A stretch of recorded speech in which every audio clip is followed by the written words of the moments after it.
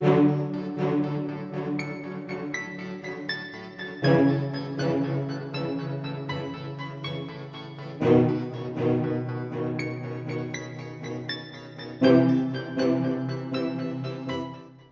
really what research is a bunch of people sitting around asking questions and then figuring out ways to answer those questions and then testing them out using the scientific method. So really, I'm the type of person who likes to ask a lot of questions, and I've always asked a lot of questions about things. And as I was going through my education, I realized that discovering new knowledge and new ways to do things was something that really motivated me. And so that's how I ended up in the career of a researcher. But in general, I think most people on a day-to-day basis do some level of researching on their own. And so it's something that, when explained quite well, everybody can really understand and relate to it. And I enjoy that aspect of it as well. So early on in my research career, I was evaluating whether or not online therapy was as effective as face-to-face therapy for treating depression in teenagers. And then I sort of moved into looking into social media, because social media started becoming a lot more popular, particularly amongst teenagers. And then I became more interested in looking at what people are saying on social media sites. And really this all comes from the fact that mental illness is a big problem in Australia. Across our lifetime, 50% of us will have a mental illness. Suicide is the leading cause of death in young people. And we now know that we can use digital technology to improve outcomes.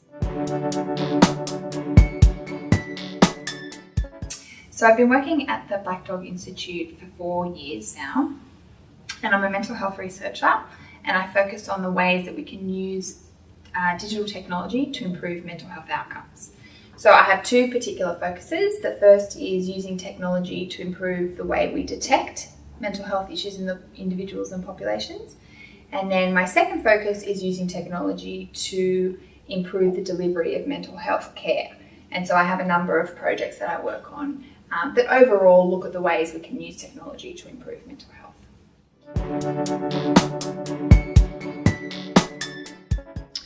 Right, so in terms of understanding the relationship between social media and mental health, the way it's kind of investigated is whether or not there's a link between how often you use it and how much you use, and whether or not that's associated with increased, say, depression and anxiety.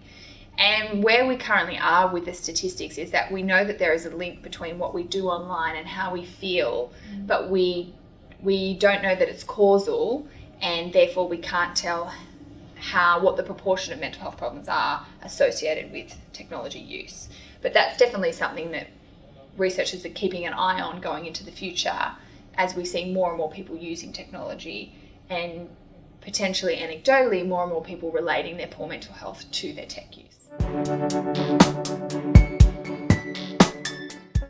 So what we've seen really in the last, I would say 2-3 years, mainly with the growth of mobile phone apps and wearable technology, is we've started to see the growth of feedback. So for example, using apps to track your mental health and then deliver you feedback. And so in terms of what measures you can put in place, as an individual, you can use mobile phone apps to track your mental health and respond to the feedback that they give you.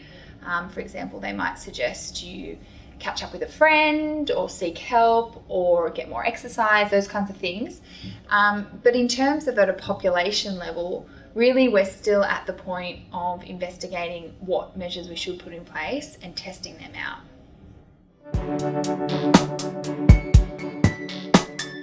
One of the areas that I look at in particular is people who make suicidal posts and comments online. And often we found in the research that people might associate this type of behaviour with attention seeking and may not really look at it as a genuine call for help. So where we currently stand with the research is that we advocate for people responding to that in a kind and caring way, and always taking those types of posts seriously.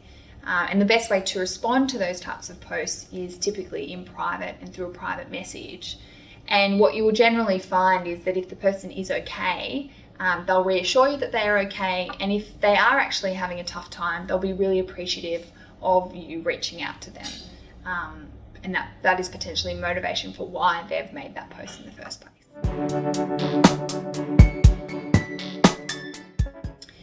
Definitely, and we've seen some really exciting findings in other health behaviours, so things like safe sex practices, anti-smoking, around social media campaigns that encourage us to have good health behaviour. And so we've been looking at ways in which we can borrow from those social media campaigns for anti-stigma messaging, so reducing the stigma around mental health issues and increasing our awareness of just how common they are in the population. Yeah, so there are a number of challenges. The first challenge comes from us as researchers not quite sure yet what exactly we should be tracking. And that's something that we are continually trying to narrow down. What factors about our digital behaviour should we really be looking at?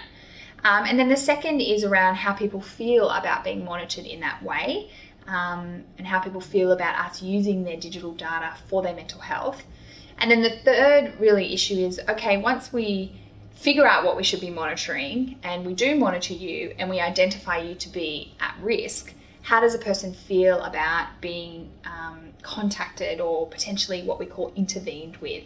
And do people feel comfortable being intervened with in that way? And that's why a particular part of our research is really the ethics of this type of health monitoring and how people feel about it and what's acceptable and what isn't acceptable.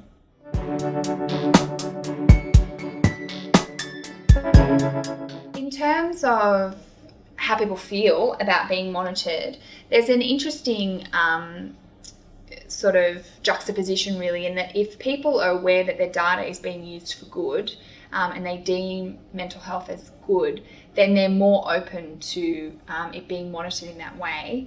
And also, one thing we found in our studies is that even if people do find it invasive, they're still actually happy to continue being monitored. So I think what we're going to see around is like individuals having to make a decision about what's good for them versus about what they consider to be potentially a breach of their privacy. So there's some very interesting findings that have both positive and negative kind of implications. One of our most exciting projects is our mobile phone app, which aims to measure social connectivity via Bluetooth. And the reason this came about is that because most people, when they're in the company of friends and family, have their mobile phone on them. So if we can then measure how close your phone is to another phone, it usually would be a proxy for how close you are to another human. So we're using Bluetooth technology, GPS technology, and the other sensors in your phone, seeing if we can map people's social networks through their phone use, and then hopefully trying to identify people who are at risk of social withdrawal, so people who are pulling away from their friends and family, because that's often a first sign of a mental illness.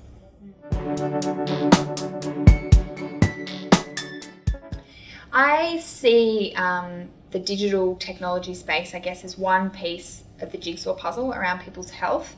Our health and our mental health is made up of a number of factors and a number of different, I guess, information inputs. And I think our digital behaviour, what we're doing online, what we're doing on our phones, is just an additional piece to that puzzle. And I think we're going to see more things added to that. So we're going to see things like wearable technology.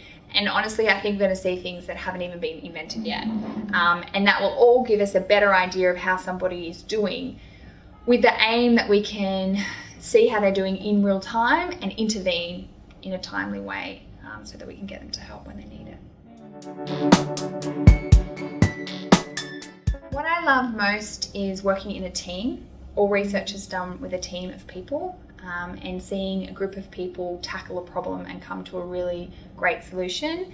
And also working in mental health, you get to meet people that have really had to overcome a lot of adversities, and they show a lot of perseverance, and that's definitely one of the rewarding things, is knowing that we're helping people out there overcome these challenges.